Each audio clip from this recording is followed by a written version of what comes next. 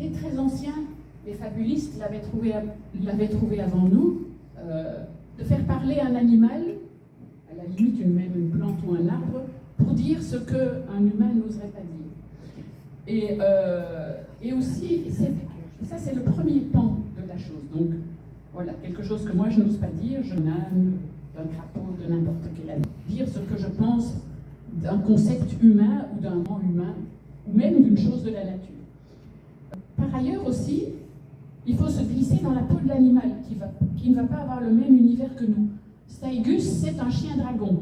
Donc, je ne connais pas bien les dragons, j'en ai pas eu à la maison, mais j'ai eu des chiens.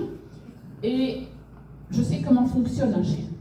Et forcément, ils ne vont pas avoir les mêmes standards que nous. Et alors, à ce moment-là, ça nous force à penser différemment. C'est comme quand on écrit pour la jeunesse, même si on a été un enfant nous-mêmes, on croit qu'on ne l'oublie pas, mais en fait, on oublie beaucoup de choses. Et quand tout d'un coup, on doit se mettre à parler à un enfant, il faut parler pas seulement à un personnage, il faut parler à un univers.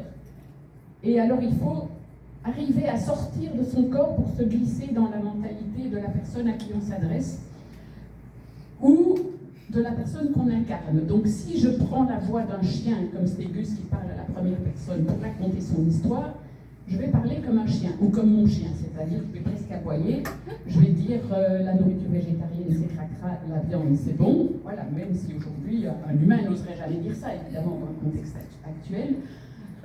Ça permet, c'est un peu le jour des esclaves de la Rome antique, où on avait pendant un jour les esclaves étaient les patrons et les patrons des esclaves, alors il ne fallait pas aller trop loin évidemment, parce que le lendemain les choses revenaient à la normale, mais on peut quand même avoir la licence de dire certaines choses parce qu'on a un faux déguisement que tout le monde comprend, mais voilà, ça permet d'approcher des univers aussi bien à se mettre dans la peau d'un autre que de dire des choses qu'on n'oserait pas dire autrement.